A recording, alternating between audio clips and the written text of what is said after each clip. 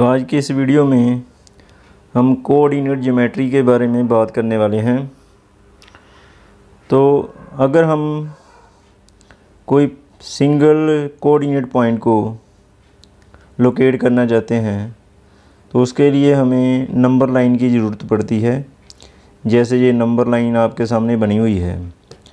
तो अगर हम जहाँ कोई पॉइंट लोकेट करना चाहते हैं, जैसे हम 3 लोकेट करना चाहते हैं तो 3 इस पॉइंट पे आ जाता है जहाँ पर हमने 3 लिखा हुआ है। तो ये है 3। तो अगर हम -2 लोकेट करना चाहते हैं तो जहाँ -2 लिखा हुआ है ये इसकी पोजीशन है -2 की। तो सिंगल कोऑर्डिनेट पॉइंट को लोकेट करने के लिए हमें नंबर लाइन की ज़रूरत पड़ती है, जहाँ ये 0 जो है वो इसका ओरिजिन है।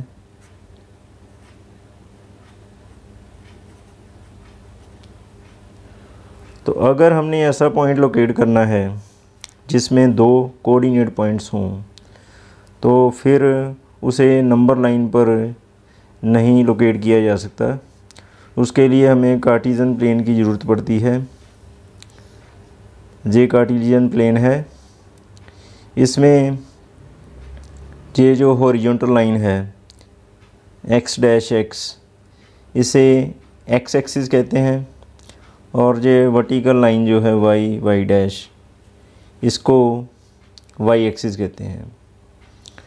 तो x एक्सिस और y एक्सिस कार्टेशियन प्लेन को क्वाड्रेंट्स में डिवाइड करते हैं। ये वाला हिस्सा जो है ये फर्स्ट क्वाड्रेंट है, तो इधर वाला हिस्सा जो है वो सेकंड क्वाड्रेंट है। नीचे जे वाला पार्ट जो है वो थर्ड क्वाड्रेंट है और जे वाला पार्ट फोर्थ क्वाड्रेंट है।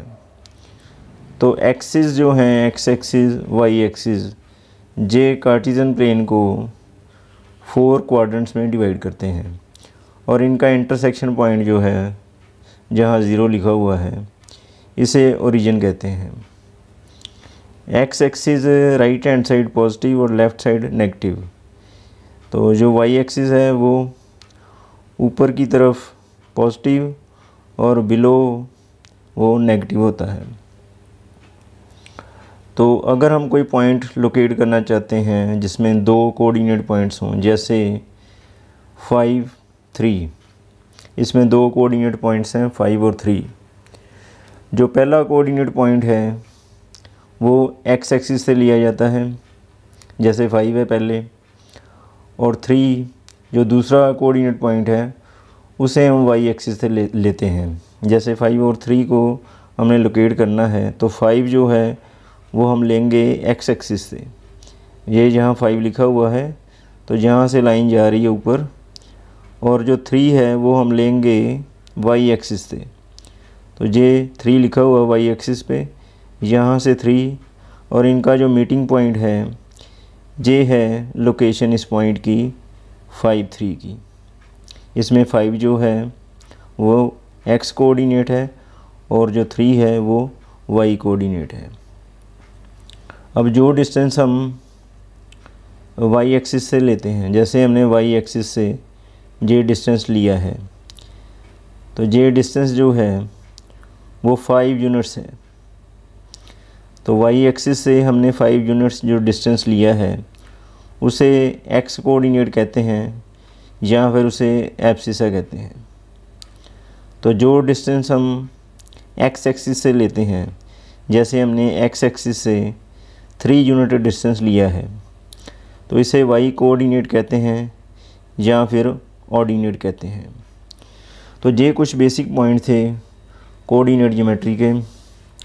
होपफुली आप समझ गए होंगे। तो थैंक्स फॉर वॉचिंग।